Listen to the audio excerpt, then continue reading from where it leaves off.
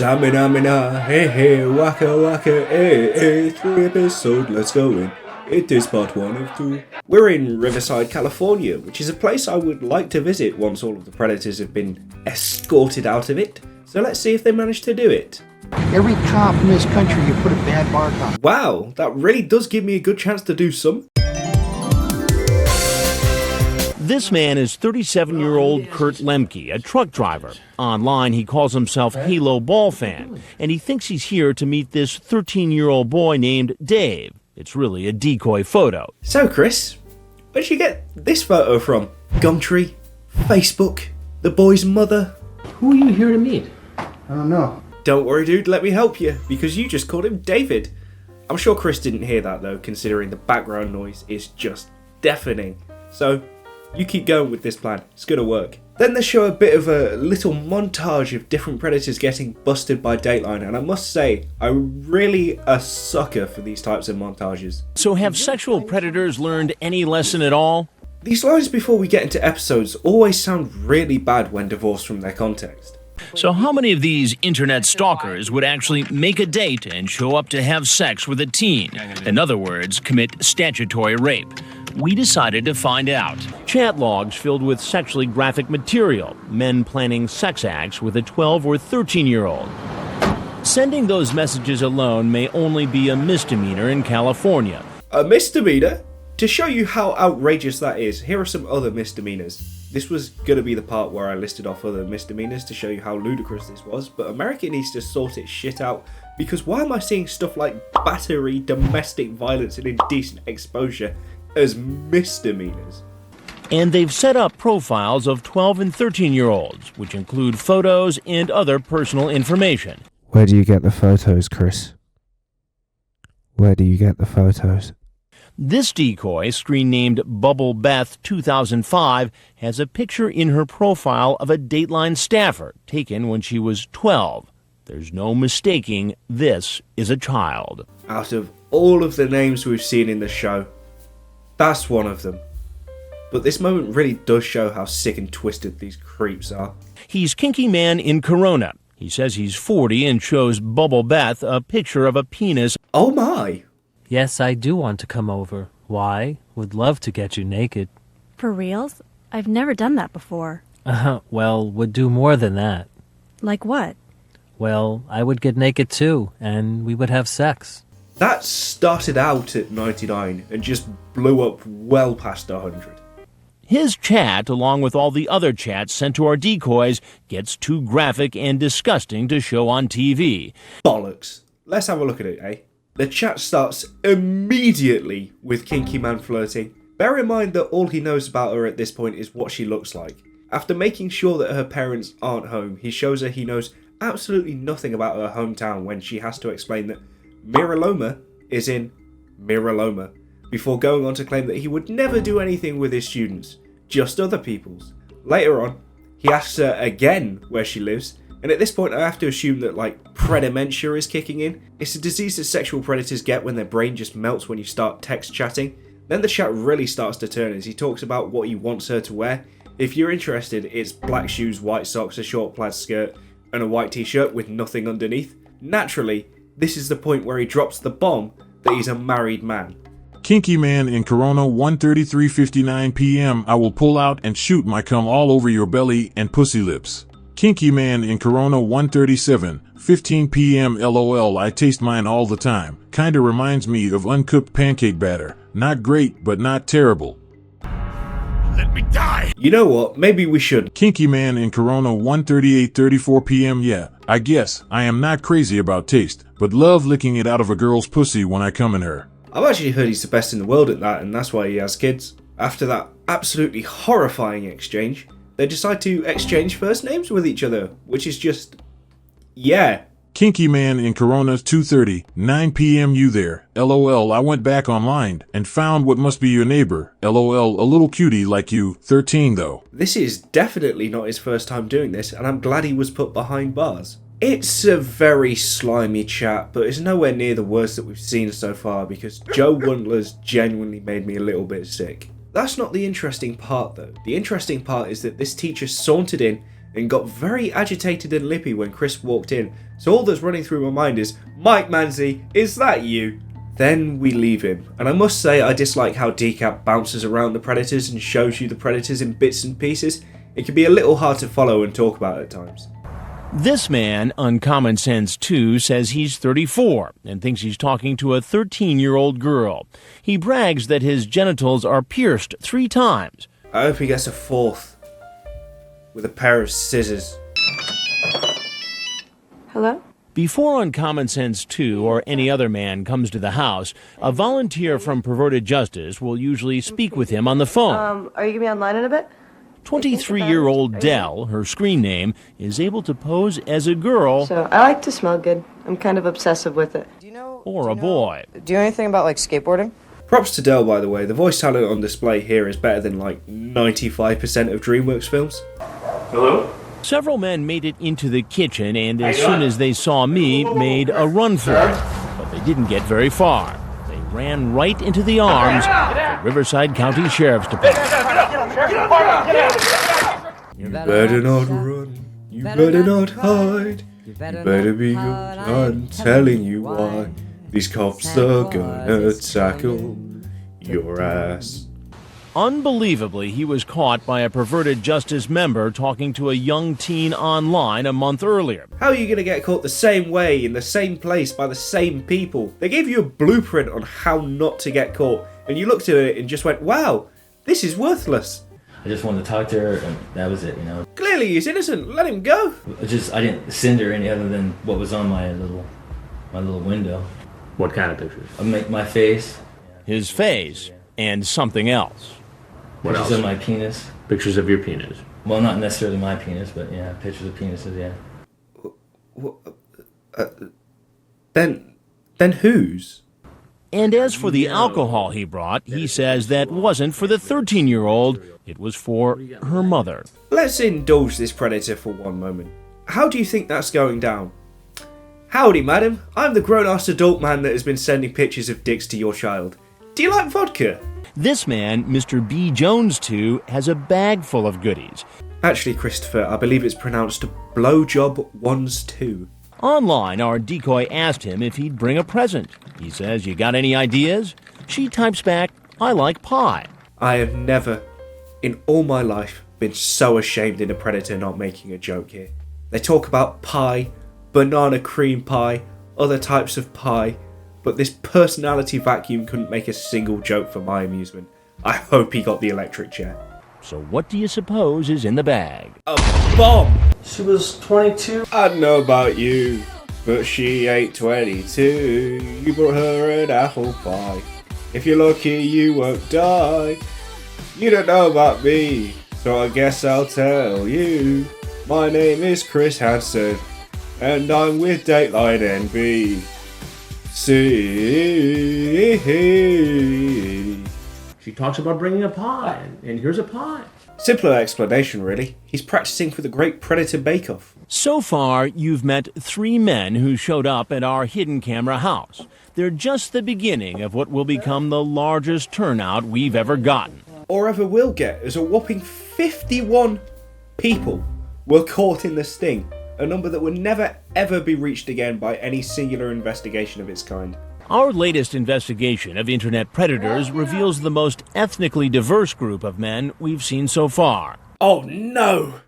Teacup has gone woke! On a real though, it's great that the show highlighted that it could be literally anyone who does this sort of thing.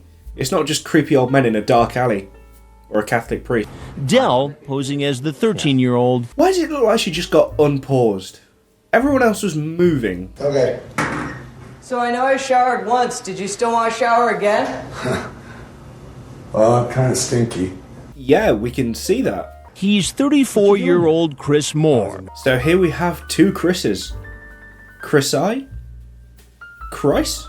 Like many of the other men who show up at our house, while online he makes it clear he thinks he's coming for sex with a 13-year-old, and he sends a picture of his genitals. I tried to find this guy's chat, and it's not on the PJ website, but would it kill them to put the chats in alphabetical order? Holy fuck, man. You thought it was okay to send this kind of material to a 13-year-old boy. Why? You're right. It wasn't right. That response took far too long. What happened? Were you rebooting? What would I have seen you in? I've never been kissed. He wasn't asking about your dating history. Got him. He's 56-year-old Stephen Coates, who goes by the screen name M4 Pixeline. Not to be mean to this sexual predator, but not only does he look like a nonce, but he also looks like he'd be casually racist. He goes on to explain to the girl he thinks is a 13-year-old virgin that they should have oral sex because intercourse is a big step. And he adds, sometimes people just do anal sex first. Then you're still a virgin.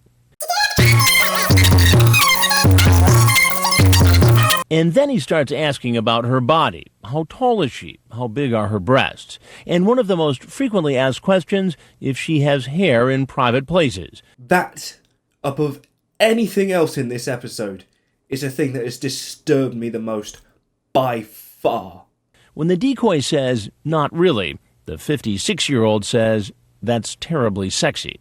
Kill yourself now! It appears our songwriter has brought along some of his own work, but he quickly realizes he won't be playing it for a child. I'm not saying that bringing your own music to shag to is weird, but if I was made to shag to the sound of my own voice, I'd be softer than pulverized candy floss. Meet 40-year-old Daniel Polito, but he quickly comes up with a story. He tells me he was really here to teach the girl a lesson about the dangers of talking to strangers online. You pose naked on your webcam, so a 13-year-old girl could see it because you wanted to teach her a lesson. Naked to teach her. It's not as ridiculous as it sounds, to be fair. One of my old headmasters used to say that you can't learn whilst clothed. Here comes South Bay Guy 310. You won't believe what we found out about him. A year ago, he was caught talking to a perverted justice volunteer who was posing as a 12-year-old. His name and other personal information were posted once before on Perverted Justice's website. You got caught. You had time to study the tapes.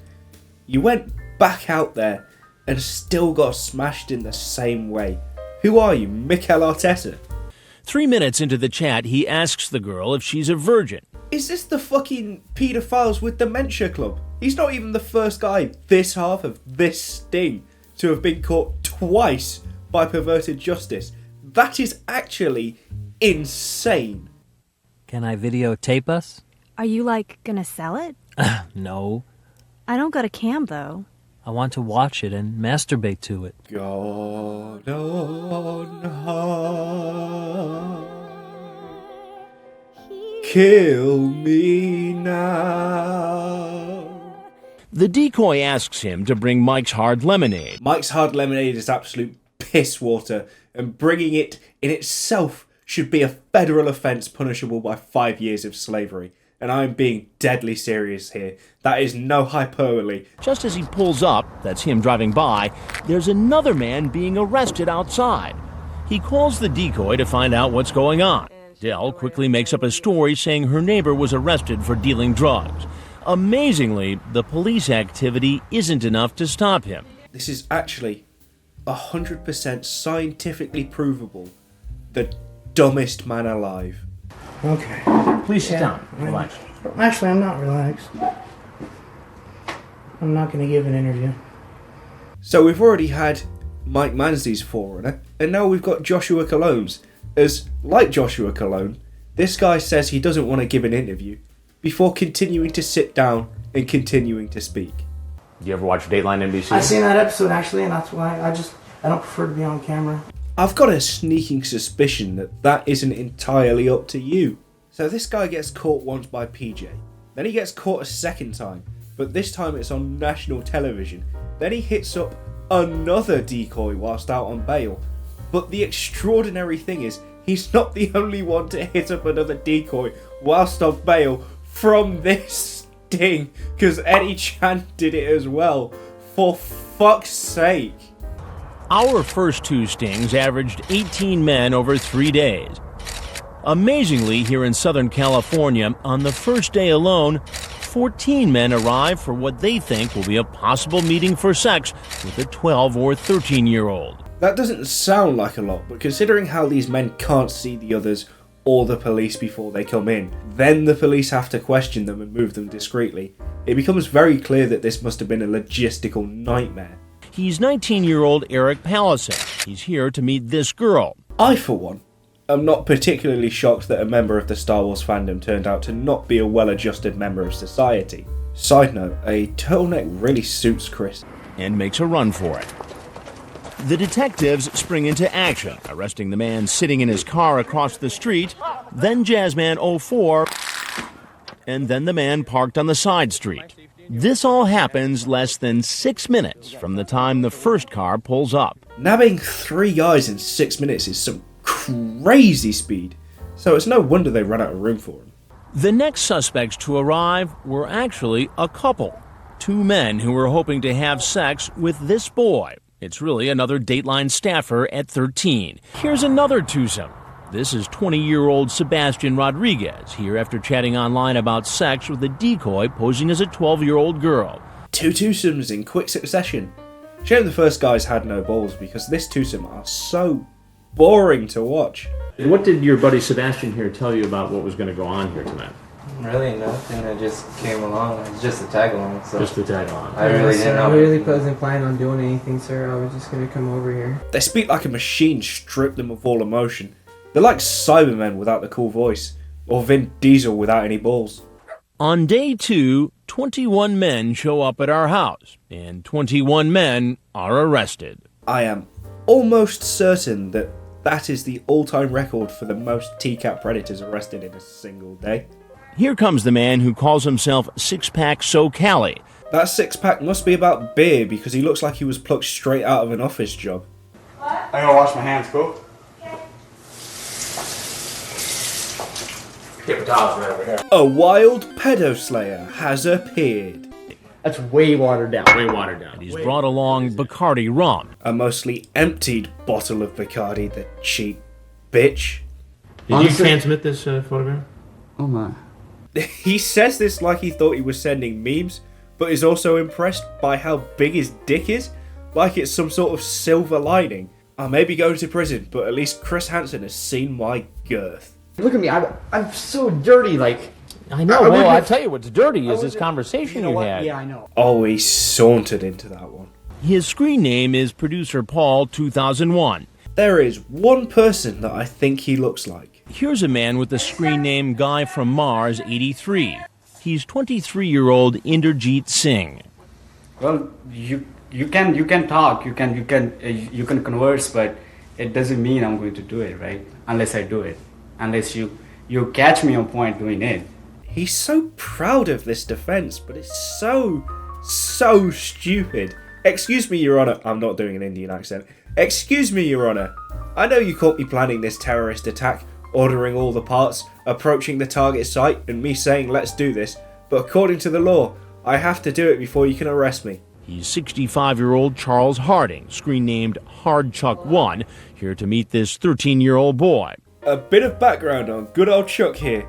He was part of a child porn exchange ring for 35 years before the sting, and essentially killed himself after he was caught, as he stopped taking his blood pressure medication.